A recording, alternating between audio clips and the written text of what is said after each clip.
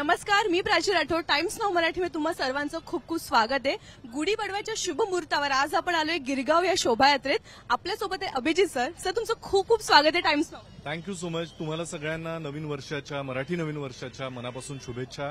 येणारं वर्ष तुम्हा सगळ्यांना आनंदाचं जावो हीच मनोमन प्रार्थना. सर, आज गुढीपाडवा आहे. तुम्ही गिरगावमध्ये, गिरगावची एक वेगळी प्रथा आहे शोभायात्रेची. सो तुम्ही किती एक्सायटेड आहे, काय प्लॅन आहे? मला फार आनंद वाटतोय, कारण तशी गिरगावच्या शोभायात्रेबद्दल मी आधीपासून मला माहिती होतीच, पण माझी ओळख फार इतक्याच झाली. म्हणजे मागच्या काही वर्षांमध्ये माझं इथे येणं सुरू झालं आणि मी फार भाग्यवान समजतो स्वतःला की ज्याला काय म्हणता येईल, मराठी अभिमानाचा केंद्रबिंदू जर कुठे असेल तर मला असं वाटतं की ती गिरगावची शोभायात्रा किंवा स्वागत यात्रा आहे. अर्थात इतर अनेक आहे, डोंबिवलीमध्ये आहे किंवा महाराष्ट्राच्या कानाकोपऱ्यात निघणाऱ्या प्रत्येक यात्रेमधल्या भावना सुद्धा त्याच असतात.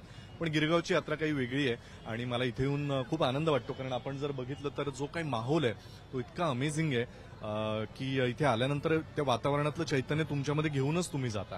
त्यामुळे खूप आनंद वाटतोय यंदा सुद्धा गुढीपाडव्याच्या शुभमुहूर्तावर या यात्रेमध्ये सहभागी होताना.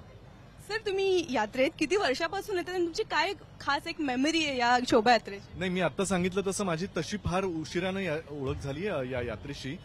माहिती होती आधीपासून, पण स्टार प्रवाहाच्या निमित्तानं मी या यात्रेमध्ये सहभागी व्हायला लागलो. मागचं वर्ष माझं पहिलं वर्ष होतं जेव्हा मी पहिल्यांदा आलो. तेव्हापासून आता असं होतं की कधी एकदा नवीन वर्षाची सुरुवात होते आणि मी इथे येतो. सर, तुम्हाला आणि स्टार प्रवाहाच्या पूर्ण टीमला गुढीपाडव्याच्या खूप खूप शुभेच्छा. धन्यवाद. तुम्हा सगळ्यांना सुद्धा नवीन वर्षाच्या खूप शुभेच्छा. थँक्यू.